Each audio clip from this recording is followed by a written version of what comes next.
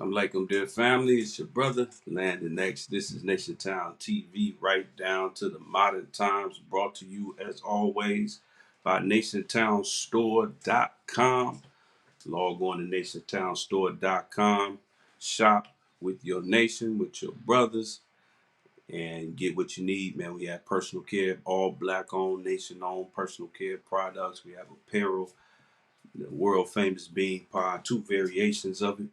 Whatever you need, go ahead and hit us up, NationTownStore.com. With that said, dear family, allow me to open up in the proper fashion by saying, in the name of Allah, the Beneficent, the Most Merciful, I bear witness that there is no God but Allah, who mercifully intervened in our affairs in the person of Master W. Fard Muhammad, to whom praises are due forever. I further bear witness that Muhammad is his messenger, the most honorable Elijah Muhammad, to be right and exact and down to these modern times. And lastly, I bear witness that I would know nothing of either one of these great and illustrious and divine men if it was not for this man right here, our divine brother, our teacher, our guide. I'm talking about a man who is like a torchlight, who is a torchlight in this dark, confusing, ridiculous hour that we live in. And in those three great names, I greet the NationTown TV family in the words of peace. We say it in the Arabic language of Assalamu alaikum. Dear NationTown family, man, first of all, let me apologize for the technical difficulties we had on our last episode dealing with the acquisition of BET by Tyler Perry. We may go back and do that one again for those who didn't see the whole thing. But all praises due to Allah. Shout out to Ace. All praises due to Allah. Wa alaikum salam. Man, I love you too, big bro. All praises due to Allah. Always good to see your words, dear brother. Dear brother, we dealing with a difficult topic, and we won't be on long at all. I'm going to get in and get off. I got kind of a busy day, but I had to touch on this because a thought came to my mind, and I promised y'all I'm going to be more.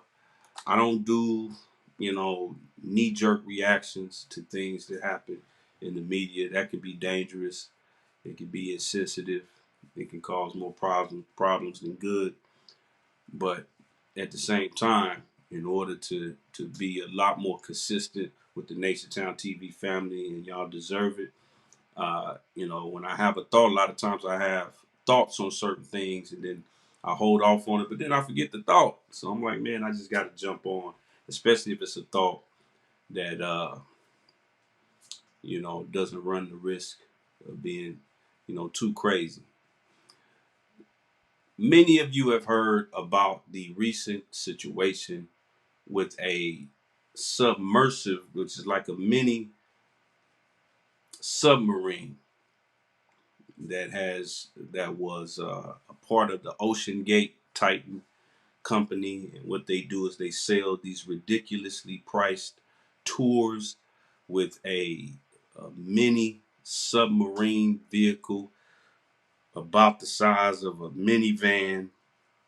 And 5 individuals decided to pay 6 figures, I think like $250,000 each, to get on this vehicle and go to the depths of the ocean that most fish don't even go to, that whales don't even go to. And their purpose was to see the wreckage of the Titanic. Wa alaikum salam to Papiro Firpo. All praises due to Allah. Thank you for everybody chiming in. Hit us up with your questions and comments. We will not be on long, but we do intend to be on strong. But this particular vehicle, it went down into the water. They made a big deal about it. They did a little documentary before they did it. And this company is, this was like, I don't believe it was their first exploration they did, but I think it was their first trying to go that deep. And there was a lot of big red flags on the whole thing, from the fact that they're bolted into the vehicle, the control on it was very sketchy. They used, like one of those off-brand Xbox or PlayStation controllers that you buy, when you just need an extra controller. And they somehow rigged that up to the system where I guess they could control it to a certain degree. The only connection they had to to dry land or to the outside world was a sonar from a ship that was supposed to be above. And I think the expedition itself was supposed to take about 48 hours, but within an hour and 45 minutes, they had lost all contact. Now, there's a lot of misinformation out there, uh, a lot of sketchy, news out there. But as you saw the title of this particular message, and I'm telling you, we will not be on long, but we titled it "The Truth About the Missing Titanic Submersible." Now, I hope nobody is gonna click on this and watch this and think that Brother Landon of NationTown TV is gonna break down the technological components of this submersible. I had never even heard of something called a submersible prior to this unfortunate event. Before I go any further, once again, shout out to everybody chiming in. Hit us up with your questions and comments. We're simulcasting right now on YouTube, NationTown TV's page, and NationTown TV on Facebook. Shout out to the Facebook and the YouTube family. Once again, shout out to everybody chiming in. Hit us up with your questions and comments. Whether you're on YouTube or Facebook, feel free to hit us up. I see Sister Daisy Muhammad on Facebook. Uh, Let me say this before I go any further. My deepest concerns and or condolences for the families of all 5 of these men that are inside this contraption. There's been a lot of jokes on social media about this. And I gotta admit, some of them have been funny.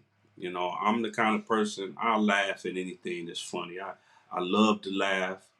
I love to, levity is important, man. In a world like this, you gotta laugh. I've never been that kind of person to always jump up and say, "Hey, man, that ain't funny. You should laugh at that kind of thing." I'll personally laugh at some of I laugh at myself. I'm that kind of brother. I'm not that kind of brother that if I'm in a circle of people and then somebody say something slick about me and it's funny. If it's funny, man, I'm laughing. I'm laughing. Now they better be prepared because I'm coming back. I'm coming right back at them. But I can take a joke. This right here, my first reaction was, man, I don't know what the hell they was thinking. And I know that was the idea with a lot of y'all that's gonna watch this or watching it now. It was like, man, I don't know what them white boys was thinking. But then I got to thinking about it. And it's always kind of I when it comes to exploration, I'm interested to a certain degree. I'm more interested in talking to the people who already did the exploring. I'm not the one that got to be at the front of the line climbing a mountain. I'm not the one that need to go to the bottom of the ocean to see what the fish look like. I'm not the one that need to go into that scary looking house to see what's going on. I'm not the one that need to dig a hole up under a pyramid to see. I'll talk to the brother that usually it's not a brother. I talk to the individual that did it, and I'll interview him. I ask him some questions. I look at his pictures. I swipe through his pictures and say, "Oh man, that's nice." All praise is due to Allah. I'm not that brother that need to go and see what's going on. Miss Phoenix, shout out to Miss Phoenix. She said, "Rich bored white folks," and she's absolutely right. You know, this is a world that's so tailor made for the success and the betterment of Caucasian life that things get boring. One thing being black in this world, especially black in the Western Hemisphere, in the Western world, in America, in the hills of North America, Boy, if you bored and black, that means you ain't doing nothing. You ain't leaving the house. You don't pay bills. You don't do anything. One thing that we can say as black and aboriginal people is that it is a very interesting life, especially in the hills of North America. But you do have Caucasians who, they're not challenged in the corporate world. Everything's laid out for them. They're not challenged in the legal system. Everything's laid out for them. Even if they murder somebody, their chances are good. They're not challenged in any other facet. So they got to make up stuff. They gotta go do stuff like parkour and jump off of airplanes and climb the top of Mount Kilimanjaro. They gotta do that to keep their blood flowing because they've eliminated all the challenges of being white in America. However, and this is what inspired me to really dig into this. The first thing was I looked at the names of those 5 individuals and I just read a report saying that the company Ocean Gate, or whatever their name is, has just announced that they strongly believe that all 5 of them have transitioned. All 5 of those men are now dead. That's the belief of the company that created and runs the company and runs the vessel. And I looked at the names of the men that were on that vessel, and I want you to check it out for yourself. Hamish Harding, Stockton Rush, Paul Henry Nargiole, Shahzada Dawood and his son Suleiman. Shahzada Dawood and his son Suleiman. Now, I don't mean to discriminate or cherry pick this group of men, but for those who know, those last 2 names are Arabic Muslim names. I don't know the faith of these men or how devout they are or were in their faith. But it was a reminder to me seeing those 2 Muslim names that all 5 of them were human. And we're not taught in the Nation of Islam to make light of human life, no matter what color they are. Not even the life of creatures. We don't go overboard and fall in love with the creatures of this earth, dogs and cats, but we still value it as a creation of God, and we made the Caucasians, so they're like our children. But what that led me to was something even deeper than that. Emphasis on the word deeper. Those 5 men, if they did transition, and if they did, may Allah be pleased with the best of their works, and may Allah guide the emotions and the minds of their family that they're leaving behind.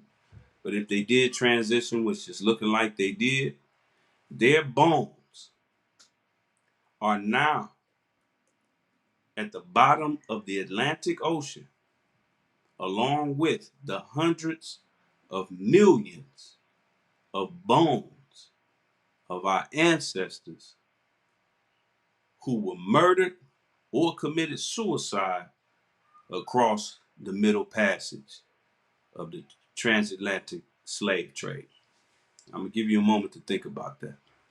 Hundreds of remember, we're reminded every year through movies and all kind of other things of the horror of the Jewish Eastern European Holocaust, where a couple of million European Jewish individuals were murdered for all intents and purposes. In the Nation of Islam, we're not Jewish Holocaust deniers. I've never heard the minister or the messenger or anything in our teachers that says that we don't believe it happened. It happened. And it was one of the worst atrocities in human history. One of them.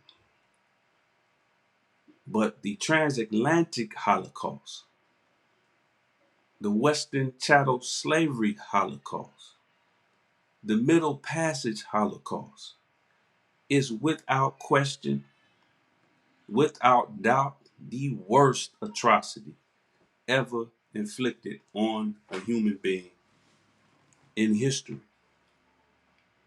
And their bones are at the bottom of that Atlantic Ocean. And it wasn't as glamorous and as cool as Michael B. Jordan made it look on Black Panther when he said, "I'd rather die with my ancestors than." It wasn't that. They didn't all go out like that. Many of them were so rebellious as the Caucasians saw them that they killed them and threw their corpses over the side of those slave ships. Many of them died. I mean, we're going to talk about the conditions they were in, but they died down there, packed like sardines. And when they found one that was dead, they threw them over the side like they were dead fish. You don't even throw dead fish back. You take it home and eat it unless it's rotten. They did us worse than you would do a dead fish. But there are hundreds of millions of bones. Keep in mind how many bones they have in the human body. So it's probably, 500 million bones down there right now from the Middle Passage. And I don't say that to mean that because of that, I don't care about this incident. But instead, it just reminded me of the atrocity that the Middle Passage was. And then I researched the situation and I came across some information about the conditions that if they were still alive, talking about the submersible is what they call it. If they were still alive, what the conditions would be like in that small vehicle. Passengers on missing Titanic sub faced tough conditions if alive. And they went into detail. They said they talked to an expert on the situation. He said, you're going to be irritable when you don't eat. You're going to be irritable when you're cold. You're going to be very irritable with the CO2 buildup, said this individual named Curtis. He goes on further to say, another possible scenario, he says, is that the sub is sitting on the dark ocean floor where the passengers would be enduring cold temperatures, cramped conditions, and likely, check this out, some crankiness. Some crankiness. Interesting. And again, that got me to thinking about what it was like for my ancestors 400 years ago, over the span of several hundred years. Remember, the slave trade wasn't a week, it wasn't a month, it wasn't a year, it wasn't 2 years, it wasn't 10 years, it wasn't 20 years. It was more than 200 years. Generation after generation with much more crude technology, less technology. And even if, listen, even if they cared about technology, it's the fact that they didn't care about these. The only measure in which they cared about our ancestors was the fact that they didn't go over there just to kidnap them for fun. They went over there for business. So they treated them like products, like chattel. And this is how they were stacked, men and women stacked next to each other, on top of each other, like sardines. And we're talking about the 1500s all the way to the 1800s, where technology on ships was very crude. The temperatures on the Atlantic Ocean can get extremely frigid and extremely hot. And you stacked like this. I wonder what their conditions were like. Huh? Since we want to talk about the conditions of someone in the ocean, let's not forget what their conditions may have been like. Let's look at this. Now, this is talking about Western chattel slave trade and the slave ships. This is from a National Museum website that I researched in Liverpool. It says the air in the hold was foul and putrid. Seasickness was common. Remember, these were African gods, not slaves, African gods who came from predominantly landlocked tribes, even though the nation they were stolen from or finagled from may have been on the coast. A lot of them didn't play around with the water. They stayed amongst their villages. So they got extremely seasick. And that was common. And the heat was oppressive. The lack of sanitation and suffocating conditions meant there was a constant threat of disease. Epidemics of fever, dysentery, the flux, and smallpox were frequent. And that's not even considering the fact that just because they were kidnapped as slaves, that didn't stop a female sister's menstrual cycle. How many of the female, this is something to think about, how many of the female brothers and sisters of our ancestors that were dragged into the holds of those ships were pregnant at the time that they were kidnapped? And they probably didn't even know it yet. And they either miscarried or had to give birth. Because, like I said, when they got on those, this is the 16, 17, 1800s, when they got on these boats, it wasn't like you getting on Southwest Airlines and living your best life, going on a cruise somewhere, going to Jamaica. They didn't get there in no 2 or 3 hours. It was months upon months. So she probably got on the boat, was forced on the boat, didn't know she was pregnant. And if she stayed pregnant, and if she even survived 4 or 5 months, she probably prematurely gave birth to a stillborn baby while she was stacked up right next to another sister. And if a sister was going through her menses, her menstruation, whoever was up under her, next to her, they had to deal with it too. If someone threw up because they had one of those diseases I just pointed out, the person up under them would have to drink the vomit, and probably would do it on purpose because they weren't being fed well. It would hurt the weight of the boat. Boats gotta, especially cargo ships have to have a very particular weight in order to make it there and back. So they didn't have a great deal of food. They only had just enough just to make sure that the chattel survives. And it ain't like they could get room service down there and say, "Hey, I'm hungry," especially if we're talking about a pregnant sister. So imagine being so hungry you haven't eaten in a week, and then somebody stacked on top of you, and then they vomit. But since that's the closest thing to food that's come across you for a week and a half, you go ahead and just out of survival, you eat it. This is what our ancestors went through. And this is documented, and this is actually factual. People say, well, you got these ignorant Negroes today who want to deny that this even happened. Of all things. Well, I don't see no slave ships. Where would you expect to see slave ships? But then you look at fake bones in a museum that they call dinosaurs and you believe that. When's the last time you knew a murderer or a thief who proudly displayed the murder weapon or the tool he used to pick the lock of the door that he broke into? Slave ships were murder weapons. And in order for us to continue loving this Caucasian the way we do, they're not going to keep the murder weapons around for us to look at and remind us of who they are. So, dear family, as we learn more about this situation, as the news comes out, I'm not going to tell nobody to stop joking around about it. It is ridiculous that they would even take such a risk. It is ridiculous, that they had to pay that much money just to die.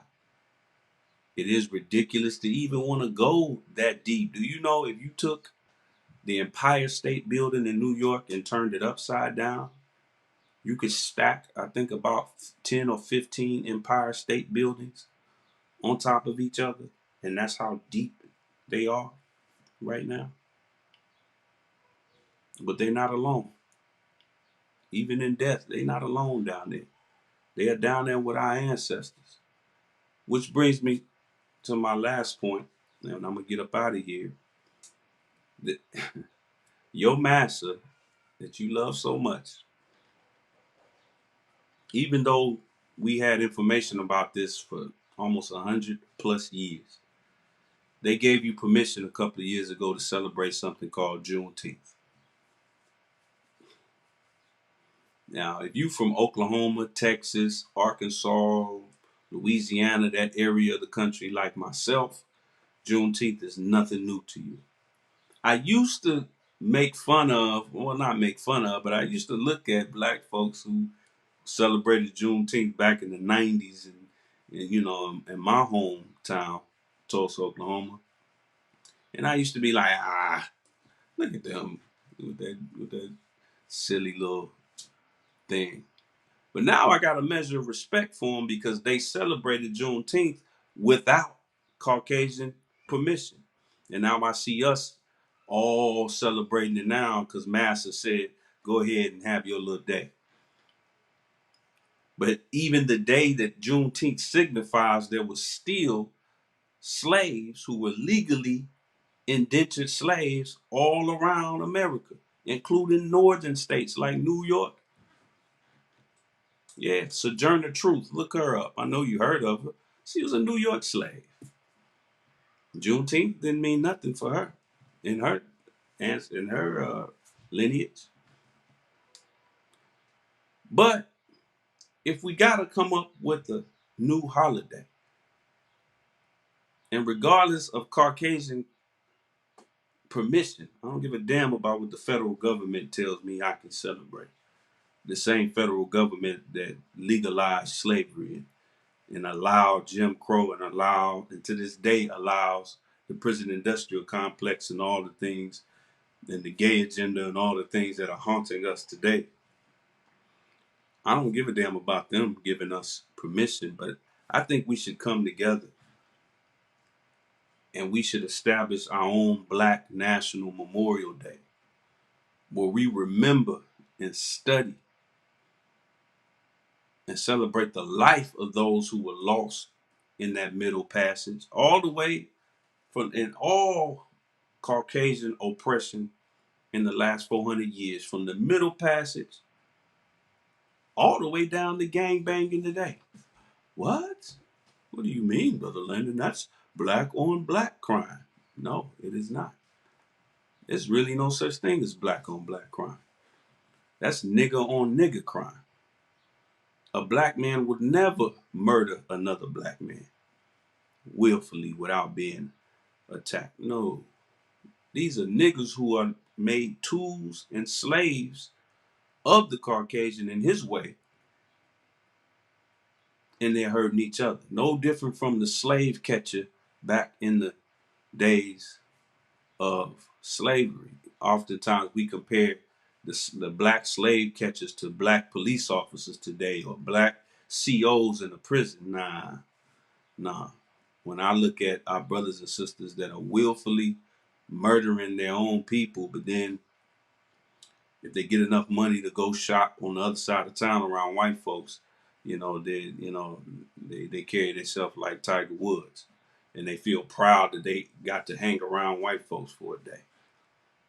Killers, thugs, monsters. They get a record deal and they develop a friendship with some white actress. You see them on a red carpet taking a picture with Gwyneth Paltrow or some damn body, but then when they come to the hood, they are super gangster. See, I'm not impressed. So we should have a Black National Memorial Day where we're constantly reminded of those that we lost in white oppression from 1555 to now. But with that said, dear family, I'm going to go ahead and log off. I just wanted to touch on this, and it wasn't even about, that's the truth of it. The truth of this missing Titanic submersible is that Almighty God Allah, who appeared in the person of Master Fard Muhammad, either through his active or permissive will, allowed that contraption to go down to the very depths of the same ocean, the same body of water, where our ancestors, their bones still exist as a reminder to me. And since that came to my mind, I decided to share it with the Nation Town. So don't get caught up in this story. Say a prayer today and have it in your thoughts for our ancestors that's sitting right next to those individuals, sitting right next to the Titanic. When that Titanic went down, that Titanic came down on the carcasses and the bones of our ancestors. That's what's really down there. That's what's really down there. So I just want to bring that to our attention. All praises due to Allah. Shout out to everybody chiming in. I see you, brother Maniaco Supply. Says, where can I find the intro song with the Honorable Minister Louis Farrakhan? I'm not sure exactly what you're speaking of, dear brother. But all praises due to Allah. We did have the NationTownSto.com commercial that we aired before this one. It might be on a different video that you're talking about, but all of the music that I have on the ads and whatnot, these are what they call royalty free music that you can find on YouTube. But all praises due to Allah. Thank you for everybody chiming in on Facebook and NationTown TV on YouTube. Don't forget to show your love to NationTownStore.com. Don't forget to subscribe right where you are, NationTown TV on YouTube, or follow NationTown TV on both Instagram and Facebook. And also, you can show us some love on Cash App, $NationTown. We would gladly appreciate it. And we got some big things brewing in Los Angeles. Muhammad Mosque number 27. We're working on getting a new building, a new mosque, a new community center, which will include a drug rehab, which is needed more today than ever before, even more than in the crack era. And that's not an exaggeration. It's getting wild out there. So really, the last thing on my mind is some submarine toy that was bound to sink. And here's one fact about that for those who are interested in that actual situation. There's going to be a lawsuit, not just against the company that put on this whole thing, but there's also going to be a lawsuit because the manufacturer of that very small window on the front of the contraption. You can't really see it here, but if you look to the left, that gray part, that's the front of it, and there's a small window. It looks like it's no bigger than the size of an airplane window, but it only was made to withstand the amount of pressure that you would face about halfway down the ocean. Keep in mind, they were going all the way down, but that window was only built to withstand the water pressure of about half of that way. So more than, and now they're saying that they found some debris. So more than likely, what happened is that window on the front, it busted. And water is very vicious, man. People sleep on the damage that water can do. You could argue that water is more vicious and more destructive than fire. Because once you put out a fire, it's a wrap. But water, the damage that water does and the after effects are crazy.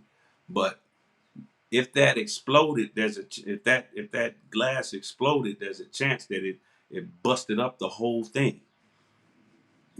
So it's going to be lawsuits after that, but they all signed waivers saying that there was a chance.